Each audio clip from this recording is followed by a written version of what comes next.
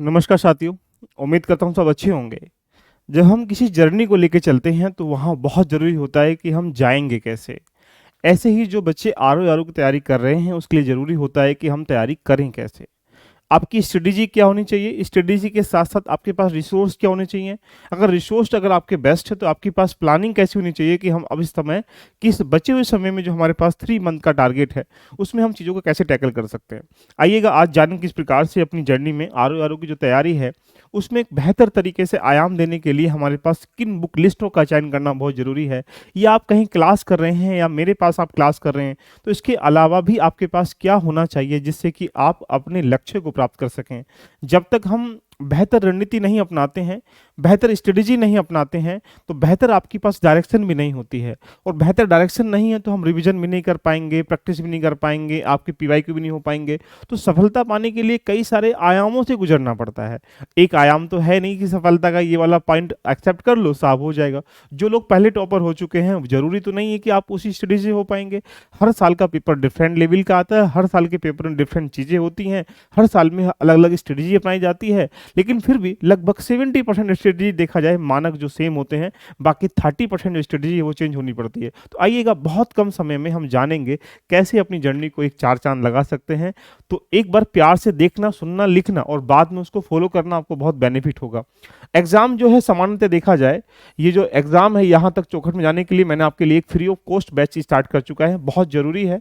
यहाँ लगभग 411 पोस्ट हैं और इसके लिए ओटीआर भरना कंपल्सरी है। जिन बच्चों ने ओटीआर नहीं भरा वो ओटीआर भर लीजिएगा। इसके सापेक्ष में अगर हम लोग जाएँगे तो यहाँ ओटीआर के लिए कुछ डॉक्यूमेंट आपको रेडी करने हैं, ये बेसिक बातें हैं। लेकिन बात करते हैं कि प्रीलिम्स का एग्ज़ाम जो है 2 एंगल पे आपके पास ये होगा। प्रीलिम्स का जो एग्ज़ाम है वो 2 पैरामीटर्स पे होता है, जहाँ पर 140 क्वेश्चन जो हैं आपके जीएस के दिए जाते हैं और 140 क्वेश्चन अगर जीएस के यहाँ दिए जाते हैं तो आपको एक पॉइंट बन जाता है कि इस कंसेप्ट नुमा तैयारी कैसे करें। तैयारी के 3 चरण आपके सामने होते हैं। एक चरण क्या है? एक चरण आपके सामने ये निकल के आता है कि हम अपनी तैयारी के साथ जीएस के जो यहाँ 140 क्वेश्चन आएँगे उनको कैसे रेडी करें, या फिर हिंदी के जो 60 क्वेश्चन आएँगे उनको कैसे रेडी करें। तो मैं आपके लिए फ्री ऑफ कॉस्ट बैच लेके आ चुका हूँ, जहाँ पर आपको लगभग 100 आवर की क्लासेस दी जाएंगी। आपको करना क्या है, डेली बेसिस पर मैंने आपके सामने कुछ लेक्चर तय कर दिए गए कि 100 घंटे की तैयारी कैसे करेंगे। तो यहाँ पर 75 आवर हम लोग जीएस को दे रहे हैं और 25 आवर हम लोग लगभग 20 के अराउंड हम लोग हिंदी को दे रहे हैं। ये दोनों जो क्लासेस हैं आपकी वो 8:30 पीएम पर यूट्यूब पे चलती हैं। तो आपको करना कुछ नहीं है, आपको क्या करना है, एलबीआईएस के प्ले स्टोर पे जाना है, वहाँ से एप्लीकेशन एलबीआईएस को डाउनलोड कर लेना है। साथ में यूट्यूब पे अगर आप जाएंगे तो एलबीआईएस के 8:30 बजे देखेंगे तो सारी चीज़ें वहाँ इन्वॉल्व दे रखी हैं। तो ये तो रहा थोड़ा सा डाटा जो आप मेरे साथ फ्री बैच के साथ जुड़कर तैयारी कर सकते हैं। 130 स्ट्रेटेजी कैसे फॉलो करें, इस 80 प्लस नंबर कैसे लेके आएँ, या यहाँ पर 50 हिंदी में कैसे लेके आएँ, ये बहुत ज़रूरी है अपनी बेहतर स्ट्रेटेजी के साथ अपनी तैयारी को आगे लेके चलना।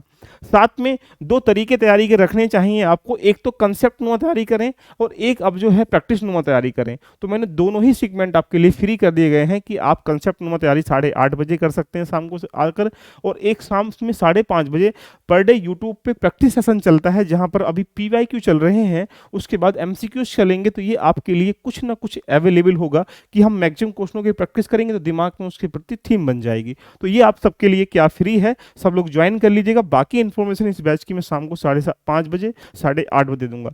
आइएगा कुछ चर्चा कर लेते हैं कि विशेष बिंदुओं के आधार पर कि हमें किस प्रकार से रेडी करना है, किस प्रकार से चीज़ों को टैकल करना चाहिए, ये सारी चीज़ें हम लोग यहाँ पे कवर करते हैं।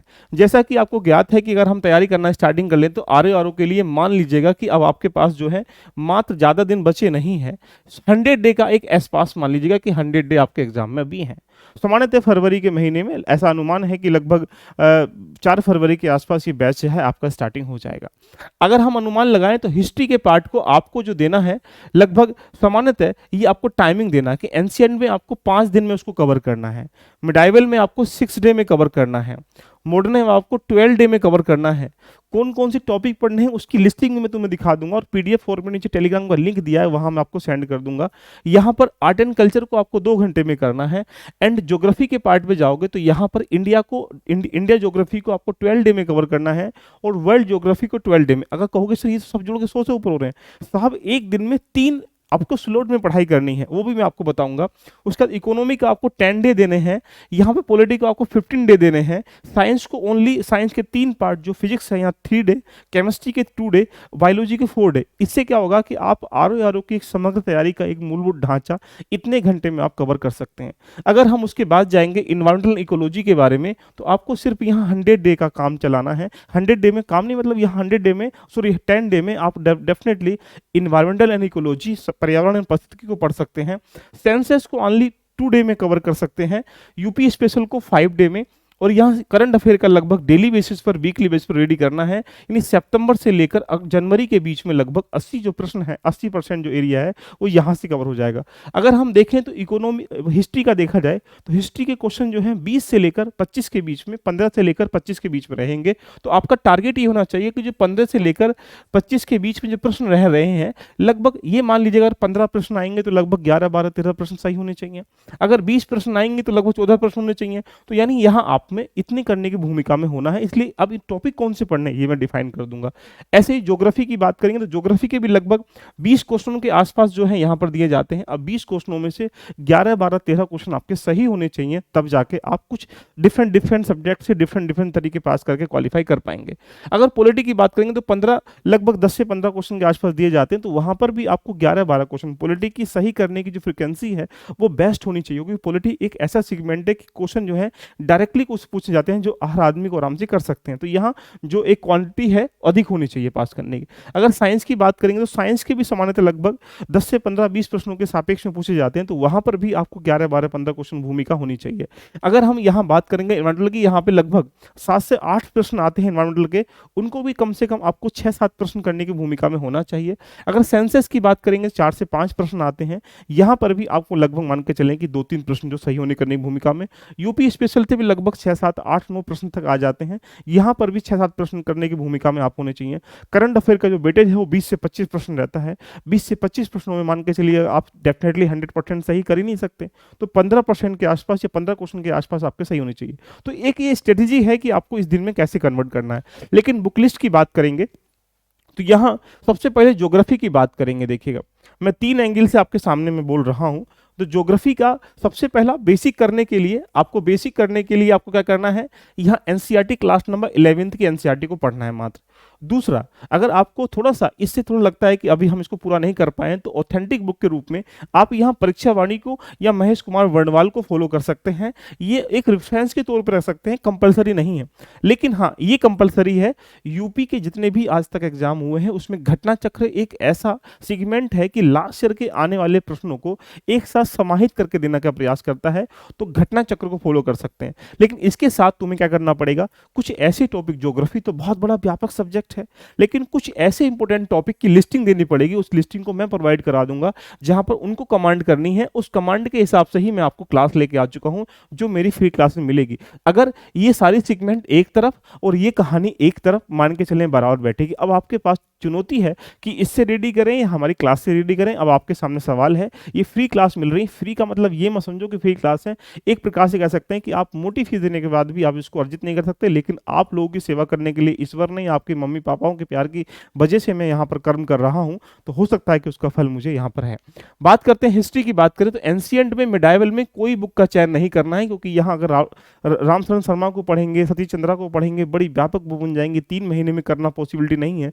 अगर इसके रूप में रखना है तो आपको स्पेक्ट्रम को आप फॉलो कर सकते हैं, और स्पेक्ट्रम को फॉलो करके यहाँ पर घटना चक्र को कंपलसरी पढ़ें और साथ में सिर्फ क्लास कर लें। यानी ये 2 चीजें एक तरफ और ये 3 चीजें एक तरफ बराबर बैठेंगी, इसलिए आप इधर जाएंगे तो अच्छा रहेगा। अगले बात पॉलिटी की बात करेंगे। पॉलिटी के लिए क्लास नंबर 11th की एनसीईआरटी कवर कर सकते हैं। साथ में इसको बहुत सारे लोग लक्ष्मीकांत को बोलेंगे। लक्ष्मीकांत एक व्यापक कंसेप्चुअल किताब है। यूपीपीसीएस आरओ के अंतर्गत जो है कुछ फैक्चुअल चीजें पूछी जाती हैं, उसको आप किताब के रूप में परीक्षा वाणी से कवर कर सकते हैं। लास्ट ईयर का जितना भी ट्रेंड एनालिसिस है घटना चक्र से रेडी कर सकते हैं। और ये जो क्लास में लेके आ चुका हूँ, जो 8:30 बजे क्लास, पॉलिटी के 2 लेक्चर हो चुके हैं, आप जाके देख सकते हैं, प्लेलिस्ट बनी हुई है यूट्यूब पे, वहां आप अनुमान लगा पाएंगे। तो ये 2 चीजें एक तरफ और ये दोनों चीजें एक तरफ बैठेंगी, तो यानी इन दोनों को रेडी कर लेंगे तो मान के चलिए क्लास और घटना चक्र आराम से काम बन जाएगा। बात करते हैं यहाँ इकोनॉमी की। इकोनॉमी के दो पार्ट होते हैं, स्टैटिक, डायनेमिक। डायनेमिक मतलब करंट अफेयर से प्रश्न लेके आता है, यहाँ 6 7 8 प्रश्न आएंगे वहाँ पे इकोनॉमी के, तो ये मान लें कि डायनेमिक पार्ट से आएंगे, सर्वे से आएंगे, बजट से आएंगे, डिफरेंट डिफरेंट जितने भी इनिशिएटिव हैं, अचीवमेंट है, प्रोग्राम्स हैं, इनसे आएंगे। अगर हाँ तुमको अगर किताब के रूप में पढ़ना भी है तो जैसे आय है, कृषि है, बैंकिंग है, पूंजी पूंजी बाजार है, विदेशी व्यापार है, इन टॉपिकों को आप परीक्षा वाणी से या फिर प्रतियोगिता दर्पण आती है, इन छोटी छोटी किताबों से इकट्ठा कर सकते हैं। इतना डीपली यानी कि इसमें रमेश कुमार की बाकी किताबों की बिल्कुल रिक्वायरमेंट नहीं है। साथ में घटना चक्र को भी फॉलो कर सकते हैं, जिससे कि टॉपिक आपके निखर जाएंगे। और ये दोनों चीजें मेरी एक साथ, क्लास के साथ घटना चक्र लगा लो, दैट इज सफिशियंट डाटा है। आपको कुछ नया नहीं करना है, मेरी क्लास के नोट्स बनाए, घटना चक्र से प्रैक्टिस कर लें, बस इनफ है आपके लिए। एंड बात करते हैं साइंस के लिए। साइंस के लिए कोई किताब मोटी नहीं खरीदनी है, खरीद सकते हो तो लूसेंट को आप पढ़ लीजिएगा साइंस के लिए, और कोई किताब नहीं पढ़नी है। साथ में प्रोलागोन पढ़ लो और मेरी क्लास के साथ पीवाई को लगा लो, ये साइंस के लिए सफिशियंट डाटा है। इसके अलावा अगर आप करेंगे तो भी नहीं होगा, ये मान के चलें। अगर इन्वायरमेंटल की बात करेंगे, पर्यावरण की, इसके लिए परीक्षा वाणी किताब भी आती है, आप उसको फॉलो कर सकते हो, लेकिन उसके फॉलो करने की रिक्वायरमेंट नहीं है। 7 8 प्रश्न बन जाते हैं, 4 से 5 प्रश्न सही करने हैं। वो प्रश्न जो है कहीं ना कहीं लास्ट ईयर के ट्रेंड से घूम कर जाते हैं। इसके लिए एक ही पॉइंट रिसोर्स काफी है, घटना चक्र को ही आप इसको फॉलो कर लो, जिससे लास्ट ईयर के क्वेश्चन आए हो को एक्सप्लेन कर लेगा और चीजें बन जाएंगी। और बाकी क्लास तो मैं आपके सामने 10 से 15 घंटे की लगाएंगे, जिसमें 4 से 5 प्रश्न वहीं से मिल जाएंगे। तो घटना चक्र यहाँ से रेडी कर सकते हैं। बात आती है सेंसेस की। सेंसेस एक ऐसा शेड्यूल है जहां पर 4 से 5 प्रश्नों, क्योंकि हमें प्रश्नों को बटोरना होता है, तो इसको भी इग्नोर नहीं मान रहा है। आप इसको परीक्षा वाणी से रेडी कर सकते हैं। परीक्षा वाणी में 2 क्लास मेरी अभी यहाँ हो चुकी है सेंसेस की, अभी मैं 1 क्लास और लूंगा। तो यानी यहाँ से और पीवाई को घटना चक्र से, या फिर बाकी सेंसेस में परीक्षा वाणी आती है उसको फॉलो कर सकते हैं। इन तीनों के माध्यम से अगर दोनों को मिला लेंगे तो फिर इसकी भी रिक्वायरमेंट ना पड़ेगी। तो यानी आप सेंसेस को यहाँ से रेडी कर सकते हैं। बात करेंगे यूपी स्पेशल, बहुत इंपॉर्टेंट सेगमेंट है, 8 से 9 10 क्वेश्चन यहाँ बन जाते हैं। इसके लिए भी आप यहाँ घटना चक्र को फॉलो करें और क्लास को फॉलो करें, बाकी यहाँ कुछ ना करें। तो यानी ये एक सेगमेंट है। रही बात सेकंड सेगमेंट, जो यहाँ पर 60 नंबर का 60 क्वेश्चन आता है, जो विलोम शब्द हैं, पर्यायवाची अनेकार्थी शब्द हैं, शुद्ध हैं, तो यानी इनकी प्रैक्टिस करना बहुत जरूरी है। लेकिन यहाँ 2 काम करने पड़ेंगे इसमें अच्छे नंबर लाने के लिए। कुछ स्टैटिक पार्ट रेडी कर लें, कुछ कंसेप्ट को समझ लें, अनेकार्थी शब्दों की पूरी लिस्टिंग को समझ लें, और उसके बाद प्रैक्टिस कर लें। तो प्रैक्टिस करने के लिए पीवाई को समझें पहले, और उसके बाद एमसीक्यूज कर लें। ये सेशन जो है 5:30 बजे आपके लिए चल रहा है, यहाँ आराम से ज्वाइन हो जाइएगा यूट्यूब पर। दूसरा, स्टैटिक पार्ट के लिए आप आदित्य पब्लिकेशन की बुक को फॉलो कर लें, या यूथ को फॉलो कर लें, घटना चक्र, किन्हीं भी एक किताब को फॉलो कर लीजिएगा। यहाँ से प्रॉब्लम्स में 6 जो पॉइंट है जहाँ पर आपके 60 क्वेश्चन आएंगे, वो आराम से स्टैटिक यहाँ कर पाएंगे और ये चीज़ें कर पाएंगे। तो ये तो रही आपकी आज की पूरी स्ट्रेटेजी, जहां पर आप यहाँ पर जो है इस रिसोर्सेज को फॉलो करके अपने यूपी पीसीएस के अंतर्गत जो आरओ है उसको पूरा कर सकते हैं। इसके साथ में आपको जो बच्चे यहाँ पर जुड़ जाएंगे उनको मैं अभी कल, आज तो नहीं कल, आपको मैं लिस्टिंग प्रोवाइड करा दूंगा पूरे कंप्लीट टॉपिकों की। 100 डे में कंप्लीट सिलेबस के टॉपिकों को डिफाइन करते हुए कि डे 1 में आपको क्या करना है, डे 2 में क्या करना है, डे 3 में क्या करना है, डे 4 में क्या करना है, डे 5 में क्या करना है, ये सारी चीजें मैं यहाँ पर इन्वॉल्व कर चुका हूँ। तो यानी इस तरीके से स्लॉट नंबर 1 में, स्लॉट नंबर 2 में क्या करना है, ये सारी बातें मैंने यहाँ बता रखी। तो आपको ये देखना पड़ेगा कि हमें तैयारी का बेहतर आयाम कैसे देना है।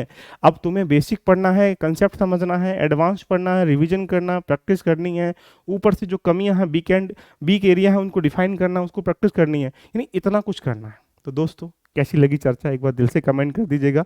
सभी के लिए निःशुल्क बैच आ चुका है। संडे तक क्लास यूट्यूब पे चल रही है, उसके बाद कहाँ चलेंगी इन्फॉर्मेशन यूट्यूब पे आपको मिल जाएगी। लेकिन ये जो प्रश्न आ रहे हैं करंट अफेयर के, जो यहाँ पर लगभग 25 प्रश्नों के आसपास 2021 वाले एनालाइज को देखा जाए, ज्योग्राफी के 16 प्रश्न हैं, हिस्ट्री एंशिएंट के यहाँ पर 16 प्रश्न है, पॉलिटी के 9 प्रश्न है, इकोनॉमी के 7 प्रश्न है, साइंस के 16 प्रश्न है, इकोलॉजी के यहाँ पर 7 प्रश्न है, क्वांट के 2 प्रश्न है, रीजनिंग के यहाँ पे 8 प्रश्न है, मिसलेनियस के यहाँ पे 5 प्रश्न है, यूपी स्पेशल के 9 प्रश्न है।